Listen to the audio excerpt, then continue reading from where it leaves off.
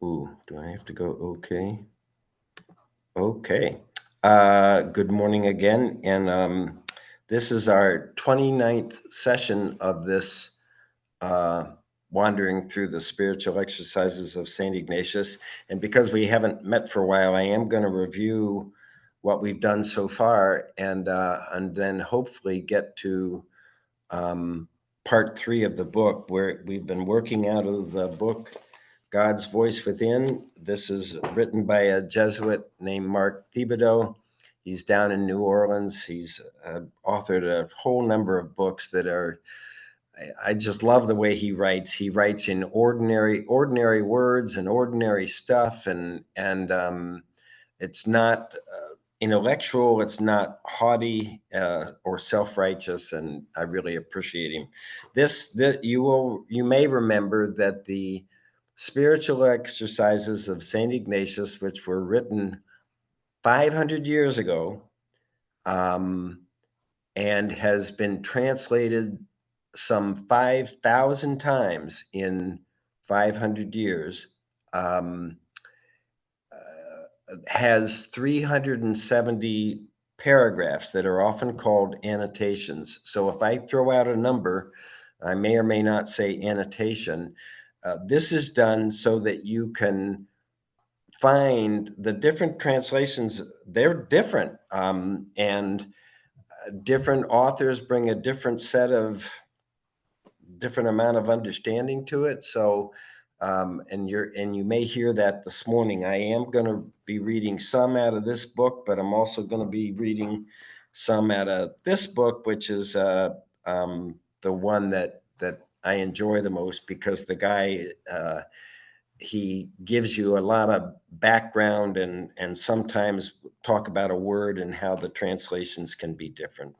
So, so what we did in this series, we started with Ignatius's story, and it's just so similar to AA. And I hope you remember my point in doing this is I just get a big um, kick out of finding uh, any literature that confirms what we're doing in AA.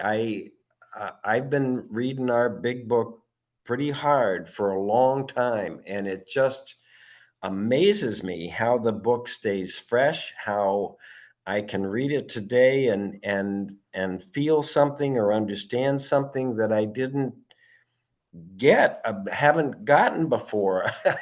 um, and uh, and I love when I find something somewhere else that confirms the spiritual truth and the spiritual principles and the prayers that are in the big book. Um, so and I'm starting to get convinced that Bill Wilson must have been a Jesuit in his in one of his previous lives. You may know that Father Ed Dowling, who Bill considered his spiritual mentor, came from St. Louis to New York City in the early 40s because Father Ed Dowling was struck by the similarities between our steps and the spiritual exercises. Um, and today I hope to read to you something that's called the take and receive prayer in Jesuit speak. And and it's, I've often wondered what was the inspiration for Bill to write the third step prayer and to write the seventh step prayer. They're prayers that mean the world to me, and you may hear in the take and receive prayer similar stuff to our third step prayer and our seventh step prayer. Um, so with that, I'm just going to review these annotations. So the spiritual exercises have several parts. They have what they call a preliminary observations, and the first 20 annotations or paragraphs are preliminary stuff before you get to the first exercise. Then it's divided into 4 weeks, the first week, the second week, the third week, and the fourth week. And it doesn't mean chronological weeks. It really is just his way of saying period. You have a first period, second period, third period, fourth period that you're doing this stuff. And they are famous for their 30-day retreats. Sometimes they're 28, sometimes they're 31. I don't know, but the idea is that a new Jesuit, if you go to the Jesuit retreat house in Gloucester, Massachusetts, you're there side by side. I'm going in January for the third time, I think it is, and simultaneous with, I'll be there 8 days, but are these Jesuit novitiates who are going through the exercises over a 30-day period while they're there. And of course, it's a silent retreat, so you don't interact with them, but you do see them. So the first week is annotation 21 to 90. And I'm going to start with something from the first week. The second week, we'll go on from there, third week, fourth week.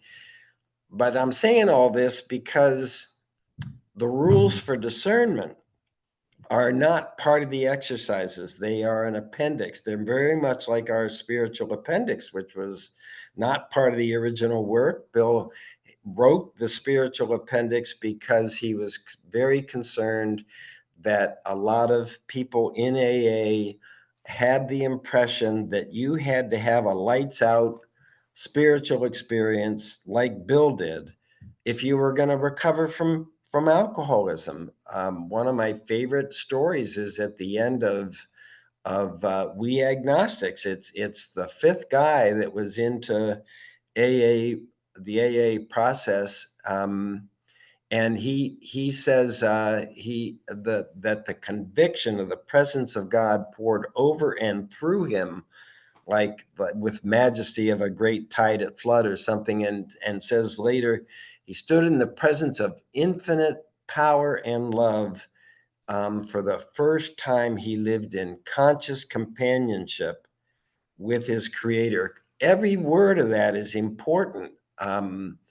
Infinite power and love and conscious relationship with this power. I can't say I have felt that. I get nudges and inclinations, but I sure want it. I mean, this is one of the things that we'll talk about this morning. Is Ignatius talks about, defines desolation and consolation. And there are some sub definitions. There's something called false consolation that feels good, but it's actually it's desolate. It's a form of desolation that's basically ego-centered and not God-centered. And there's also something called difficult consolation, which doesn't feel good, but we're actually growing, and we'll be talking more about that, I hope, soon. And finally, he has this one called consolation without previous cause, which means I'm experiencing the conviction of the presence of infinite power and love beyond my ability to doubt. That's one of the markers. I can't doubt it with my intellectual mind. And one of the things that I feel I'm learning from these spiritual exercises is what a trap my intellectual mind can be. It's the intellectual mind that practices contempt prior to investigation, not the intuitive mind.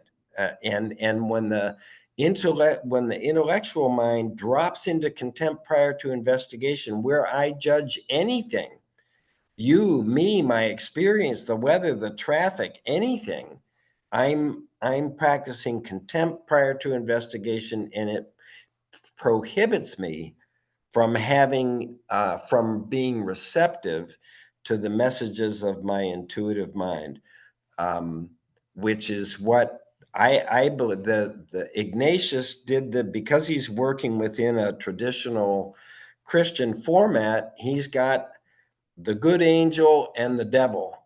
Those are the words he uses to try to explain what he's experiencing inside. And I've had to translate this to simply the spirit, which I believe is my soul, and my human ego. my human ego, and every time he talks about the devil, I'm talking about, I feel I'm talking about my human ego, which has its own energy, its own desires, its own needs. And I've said often before, I believe my human ego has three principal objectives: self-preservation, self-gratification, and self-justification, to justify my self-centered behavior.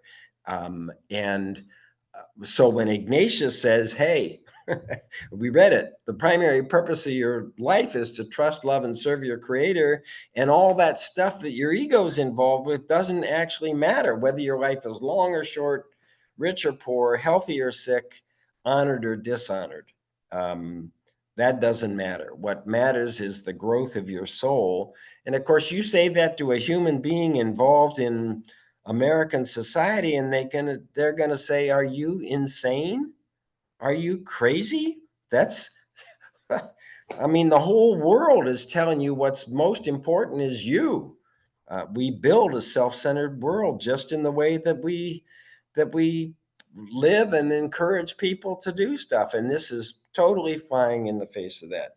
I'm getting off, so I got to go back to my notes. Okay, so we have this first week, second week, third week, fourth week, and then these rules for discernment. And this whole book, God's Voice Within, is only about the rules for discernment. This book, the other one that I personally like, is the whole thing. So you can read the whole spiritual exercises.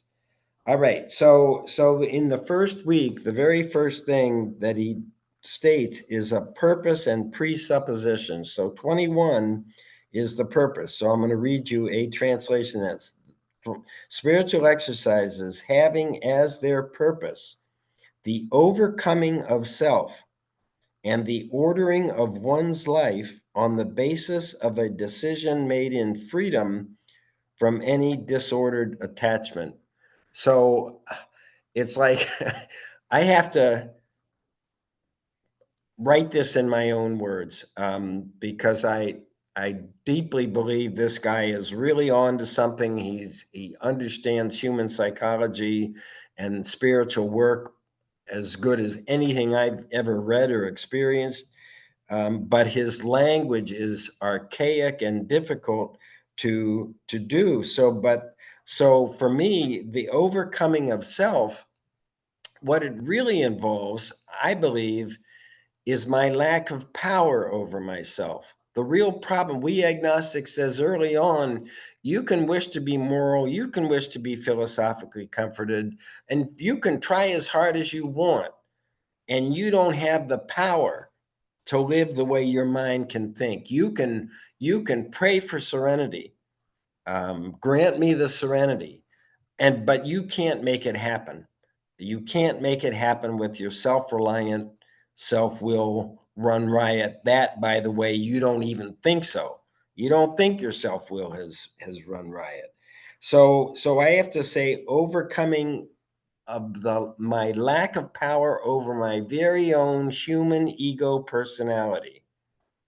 Um, and and then the second part of it is make decisions in freedom. Now he calls it disordered attachments. Another translation will call them out of order affections. And affection is a much warmer um, word, and you could say attractions or affections, things that are attractive to. I think they're good things, but I love the out of order part, disordered. I've got them in the wrong order, and they aren't really working for me.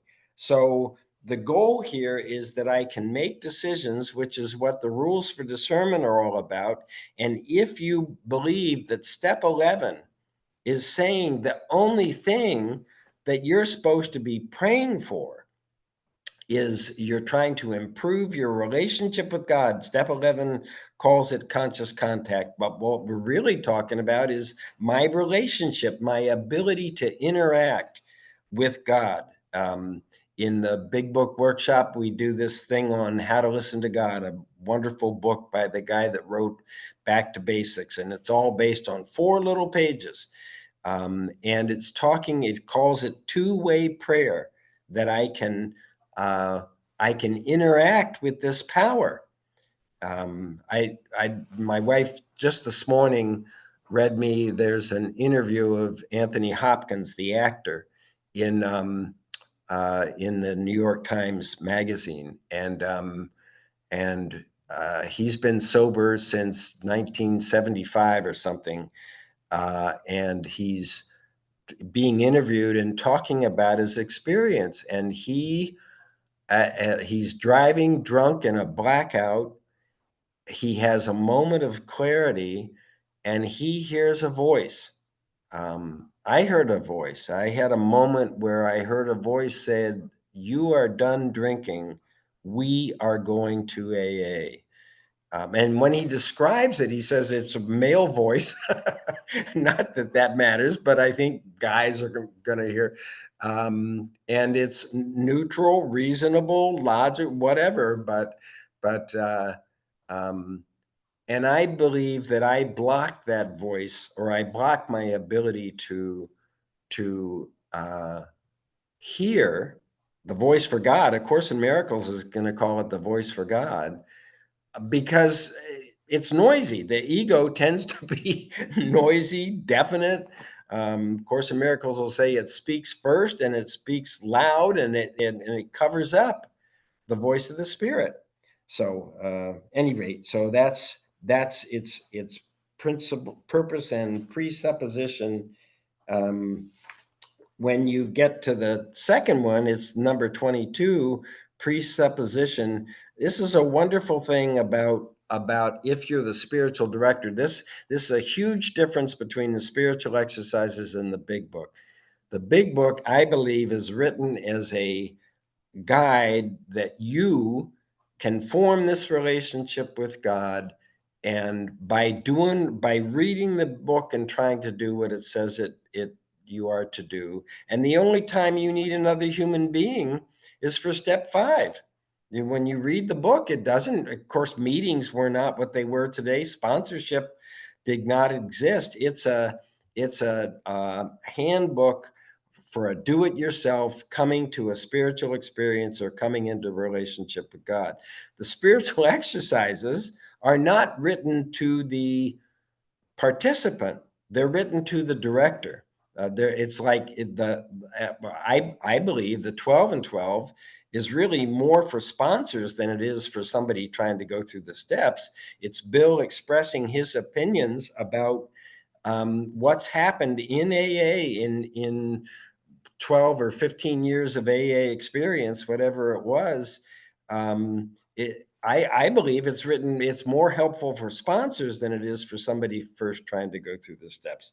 Any rate, so this presupposition is Ignatius saying to the spiritual director, do your absolute best to put a positive spin on what the idiot sitting across from you says. That your job is to support him, and if you do have to correct, you try your hardest, and if he's still an idiot and you do have to correct him, he doesn't say idiot.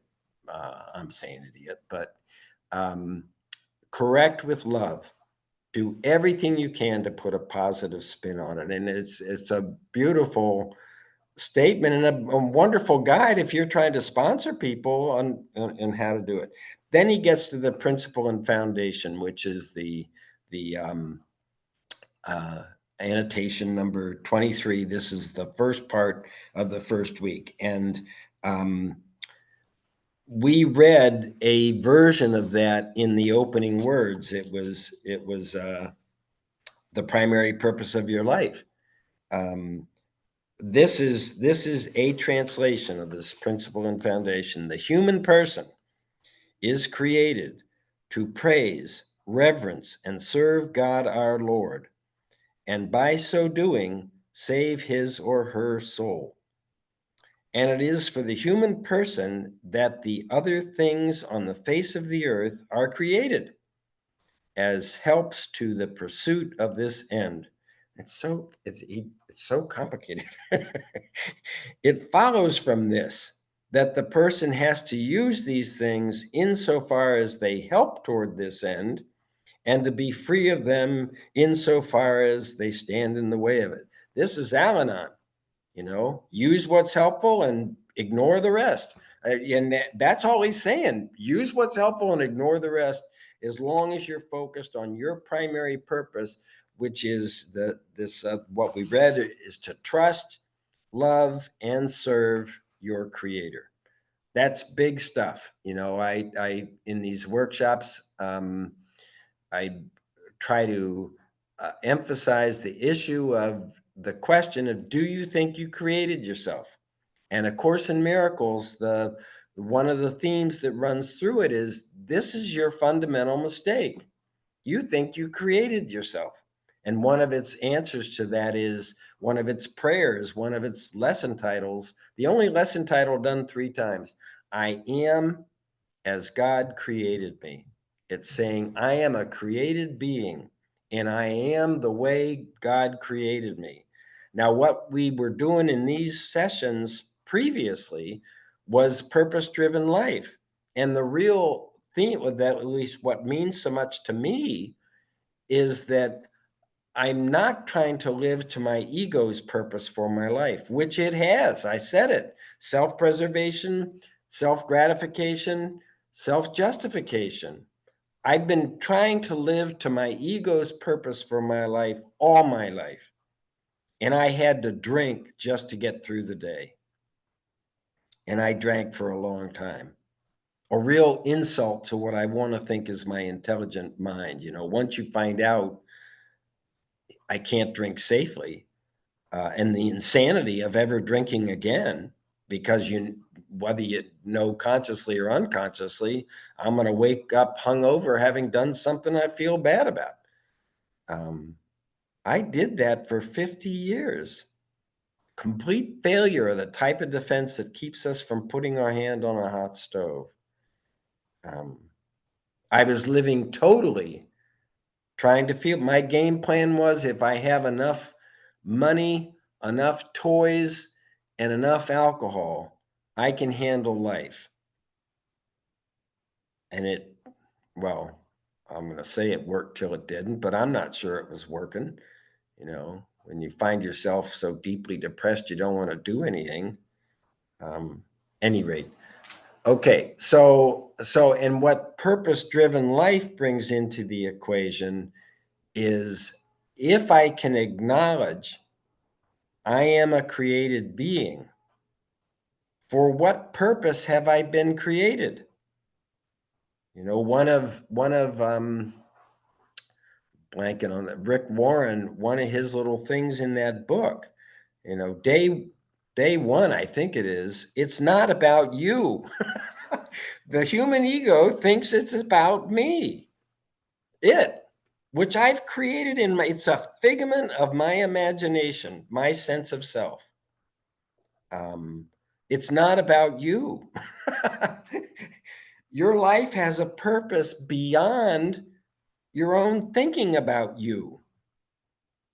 And then later on, I think it's day 3, he says, without God, life has no purpose. And without purpose, life has no meaning. And without meaning, life has no hope. Isn't that something? Faith, hope, and love. I need God. My ego's purpose for my life is extremely short-sighted. My soul's purpose for my life, I don't have a clue. I mean, I do. And I know my soul is so far beyond my ability to create or influence. And that's what gets me when I feel more soul reliant than self reliant. And I'm going to boast that I think I'm over 50%. I think I've gone from 99% self reliant and 1% soul reliant to, I'll say, 51%. You can't argue with me, can you? 51% soul reliant, 49% ego, human ego, self-reliant. But I'm making progress. I definitely feel I'm making progress. And I believe that step 11 is saying praying only for knowledge of God's purpose for my soul having this human experience. You know, sometimes you'll hear in meetings, I gradually or suddenly realized I was not a human being seeking a spiritual experience. I was actually a human being, a spiritual being, my soul, having a human experience. And that's not going to happen without some purpose. And it's when you read Journey of Souls or any of the other stuff, it's for my soul to grow in character, which means a principled life, not based on human ego BS. So, and I just love that he starts the whole thing with a statement of primary purpose. When I feel I am cognizant of purpose, it doesn't matter whether I'm doing my walk or going to an AA meeting. You know, it's been so helpful when when I'm expressing irritation towards somebody in an AA meeting. And he goes, well, what's the primary purpose of a meeting? I don't know. Well, what's the preamble say? Well, I don't know. You know, the primary purpose of this meeting is to stay sober and help another alcoholic achieve sobriety. Did the meeting meet that primary purpose? Well, yeah, I guess it did. You know, regardless of so-and-so being stupid and acting out. Um, that's all that matters. It did. And when I have my primary purpose in my mind in doing anything, um, it can't go badly. It goes okay. So I think this is big stuff, and I love that he. And then there's this thing toward the end of the first thing is trust, love, and serve, and the goal. It's often translated as indifferent. And indifferent is not at least for me, it means you don't care. And um, I think what I'm learning is that what it means is I'm okay no matter what happens. I don't have to control the outcome of something. If it goes this way, I'm okay. If it goes that way, I'm okay. I'm indifferent to the outcome. And that also means that I'm more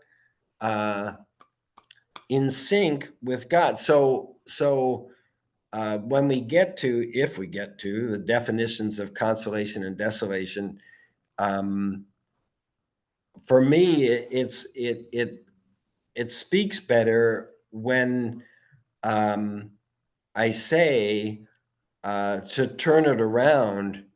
I will feel faith and hope and love when I am in sync with God's purpose for my life.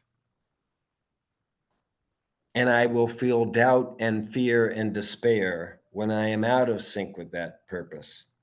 And what I've learned is when I'm living to my ego's purpose, I'm most often out of sync with God's purpose. My mind is jumping to three different levels of miracles. And I don't know when the last time I said it was, but you know, the first level is in the 10th step promises. And it says, we will see that we're not thinking about drinking. The problem has been removed and we can take no credit for that. I'm not thinking about drinking, and I know my self-reliant ego did not make that happen. My self-reliant ego wants me to drink.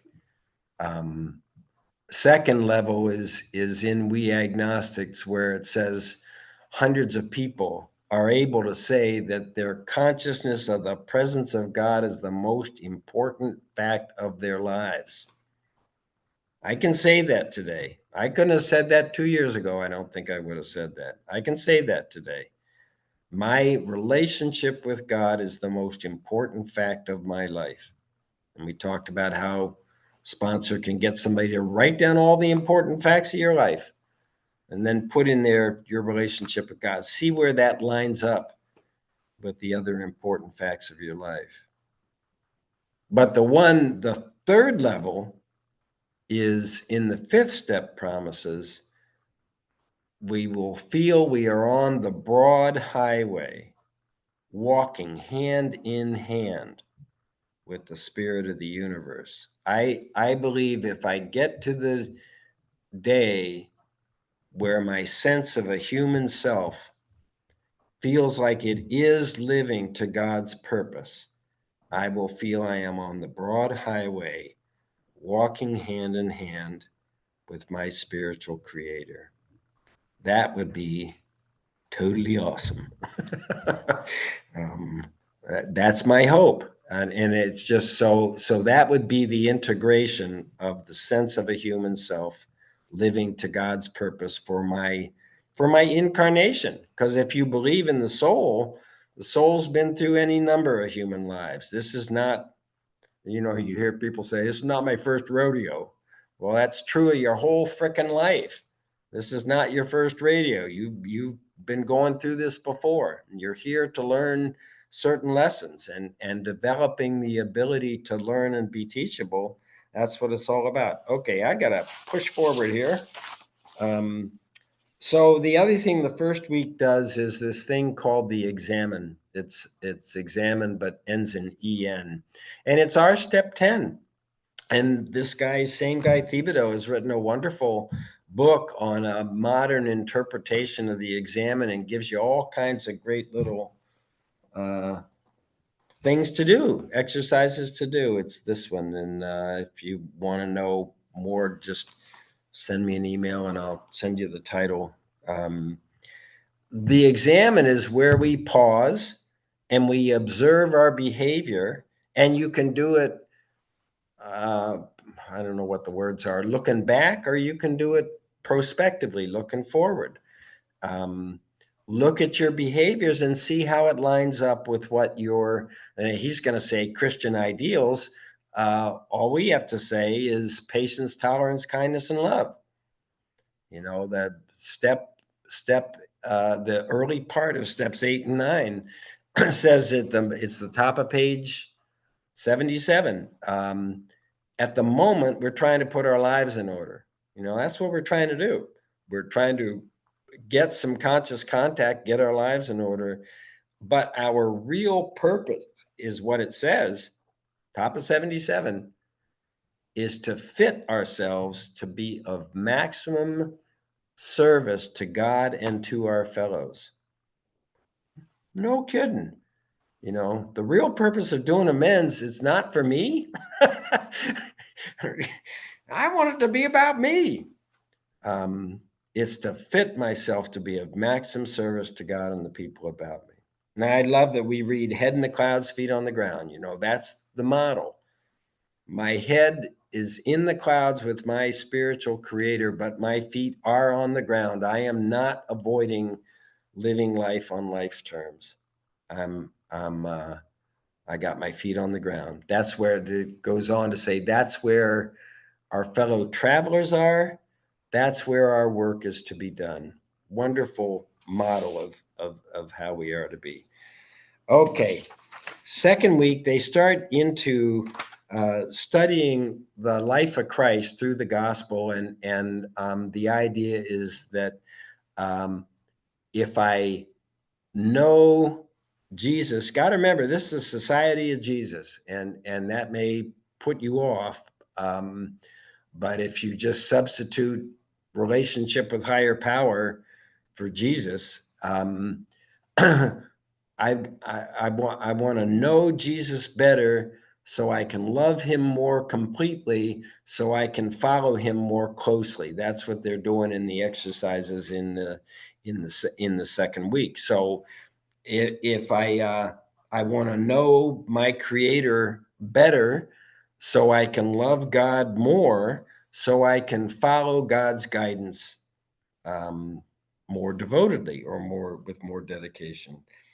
Second week goes through other things like 3 classes of decision makers, 3 kinds of humility, 2 standards.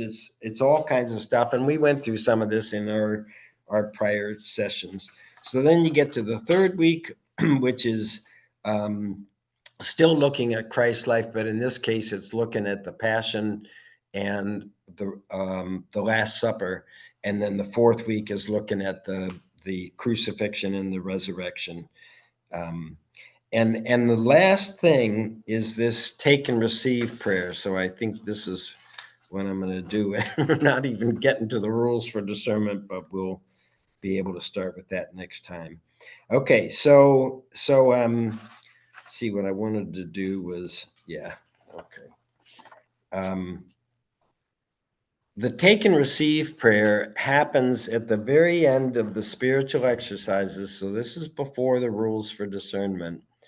And it's called the contemplation to attain divine love. That's the translation. It's if you're looking for numbers, I think it starts with annotation 234 if you've got any copies of the exercises. Isn't that wonderful? To attain,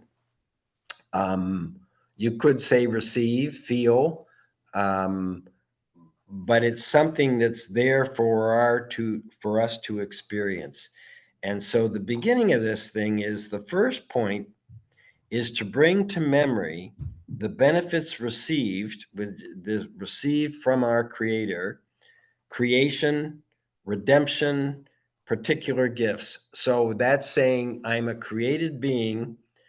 I'm an extreme example of self-will run riot, and I don't think so. So I have to go through this redemptive process to change the way I'm experiencing my life and acting in my life. And then particular gifts just means an individual's particular abilities that may be more or less than somebody else's particular abilities.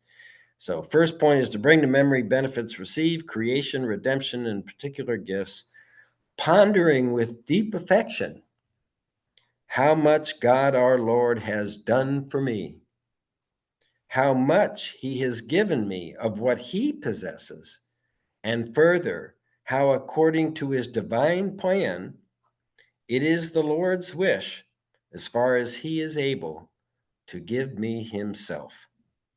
Then I shall reflect within myself and consider what, in all reason and justice, I love that, what in all reason and justice I ought for my part to offer and give his divine majesty.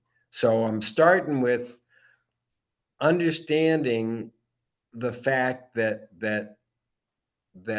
my entire life is the gift of God. I don't get credit for anything. Um, what in all reason and justice I ought on my part to offer and give his divine majesty, God. Um, that is to say, all I possess and myself as well, saying as one making a gift with heartfelt love. And here's the take and receive prayer. Take, Lord, and receive all my liberty, all my memory, my understanding, and my entire will, all that I have and possess. You gave it all to me. To you I return it. All is yours. Dispose of it entirely according to your will. Give me only the love of you, together with your grace. That is enough for me.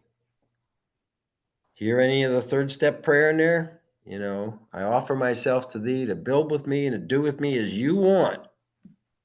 You know, take away my difficulties so I can demonstrate the power of having a relationship with God. It's just awesome stuff. And I could go on, but I'm going to stop so we can have some open discussion. So Robin's going to stop the recording and we'll see where we go. Thank you very much for your presence.